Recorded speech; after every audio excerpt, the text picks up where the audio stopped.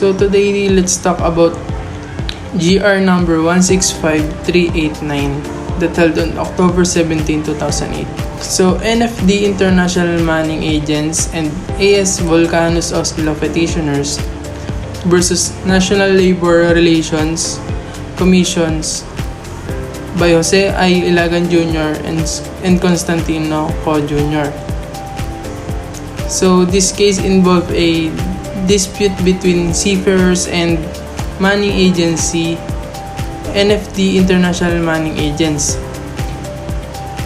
The seafarers alleged that they were not paid their full wages and overtime pay. The International Labor Relations Commissions, or NLRC, ruled in favor of the seafarers, finding that the Manning Agency had violated their labor rights. The Manning Agency appealed that the NLRC discussion to the Supreme Court. The Supreme Court affirmed that the NLRC decision, finding that the Manning Agency had erred in its computation of overtime pay.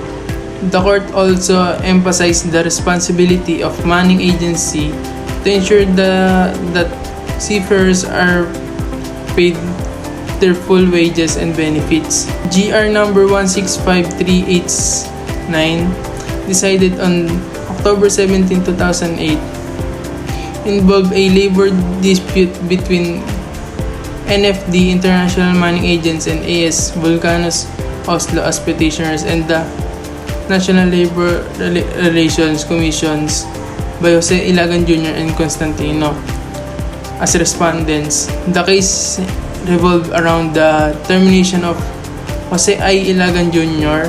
and Constantino Co. Jr. from their positions as seafarers and the subsequent action taken by the NLRC. So the issue at hand was whether the termination of Ilagan and Co. was justified and whether they were entitled to monetary benefits. So the petitioners argued that the two seafarers were terminated for just cause due to their alleged abandonment of their duties while on board on the vessel.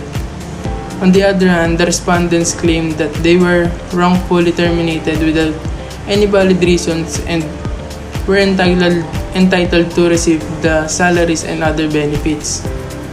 So this is the pros and cons. The wage and overtime pay dispute. Seafarers claim they were underpaid, while NLRC ruling. So the NLRC found the favor of the seafarers, and the Supreme Court decision. The Supreme Court upheld the NLRC decision, affirming the seafarers' right to full wages and overtime pay. Lastly, Manning Agency responsibility. So the court emphasized the Manning Agency's obligation to ensure fair treatment of seafarers. So in analyzing this case, it is essential to look at the facts presented by both parties. So the petitioners provided evidence that Ilagan and Co. did not report for duty without prior notice, leading to disruption in the operation of the vessel.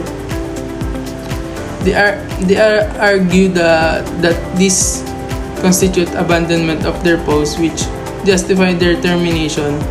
However, the respondents countered by stating that they were unable to report for duty due to legitimate reasons, such as illness, which should not have led to their dismissal. Furthermore, it is crucial to consider the role of the NLRC in resolving the dispute. The NLRC is tasked with adjudicating labor dispute and upholding rights of workers.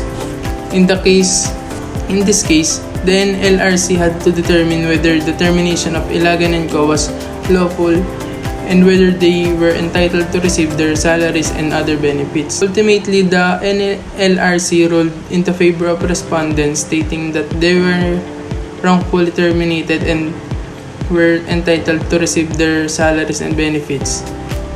The NLRC upheld the rights of the workers and emphasized the importance of due process in employment termination cases. So this case is significant for seafarers, right, as it reaffirms the responsibility of manning agencies to comply with labor's laws and ensure the seafarers are treated fairly.